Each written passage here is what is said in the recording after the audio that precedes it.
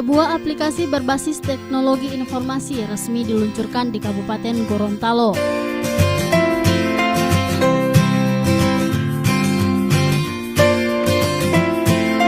Peluncuran aplikasi online PakDok tersebut berlangsung di salah satu hotel dan dilaksanakan atas kerjasama pemerintah Kabupaten Gorontalo dengan perusahaan teknologi PakDok Indonesia dan juga merupakan program layanan kesehatan online yang pertama kali di Indonesia, yaitu aplikasi pelayanan kesehatan digital yang diintegrasikan dengan layanan kesehatan lain dalam bentuk rujukan kepada klinik pratama, rumah sakit, dan laboratorium.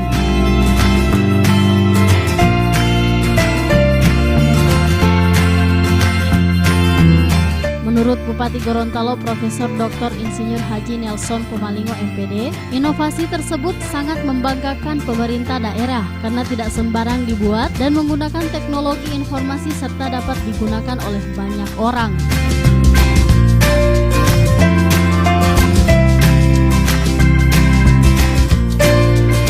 Adanya pelayanan virtual PakDok, pihaknya dapat memberikan pelayanan lebih bagi masyarakat. Layanan data medis elektronik tersebut adalah fitur data medis pasien dalam bentuk digital yang dikumpulkan, dilengkapi, dan dikelola oleh pasien dan dokter.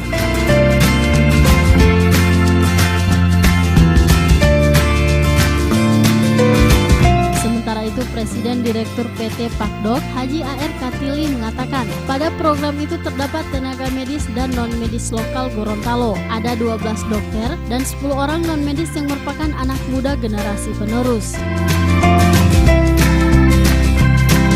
Uji coba pertama di Kabupaten Gorontalo. Dia adalah satu kabupaten yang ada di tengah-tengah provinsi.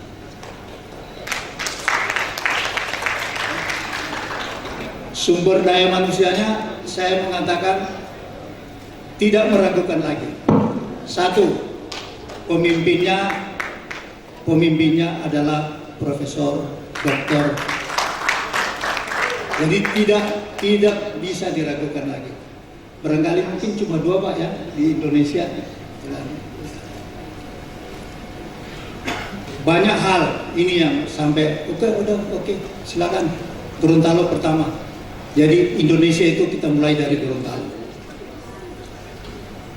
Jadi itu mengapa itu kita lakukan di Gorontalo. Yang terakhir, mengapa di Gorontalo?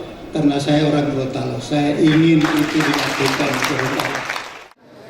Yang berikut Bapak sekalian, memang di bidang kesehatan kami terus mendorong inovasi seperti yang disampaikan tadi, antara lain seperti wisuda balita, kemudian juga Gegas yang tadi sudah menurunkan jumlah orang meninggal, juga Sidora, dan alhamdulillah hari ini kita meluncurkan PakDok yang kita akan gunakan tidak hanya di Kabupaten Gorontalo, tapi juga bisa melayani lintas daerah, bahkan Indonesia ini bisa kita layani melalui akhir Desember.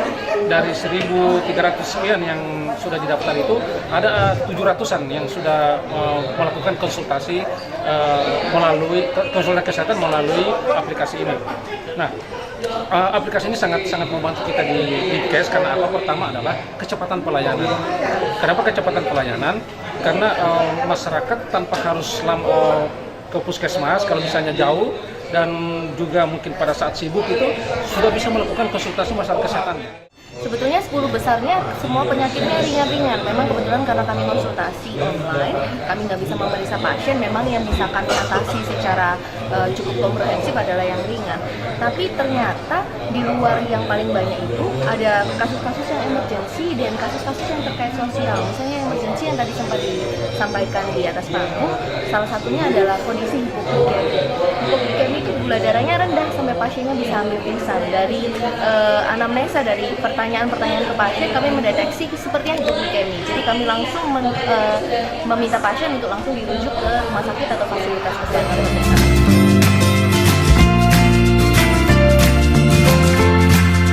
Dalam acara tersebut ditutup dengan penekanan tombol serta pemberian cenderamata.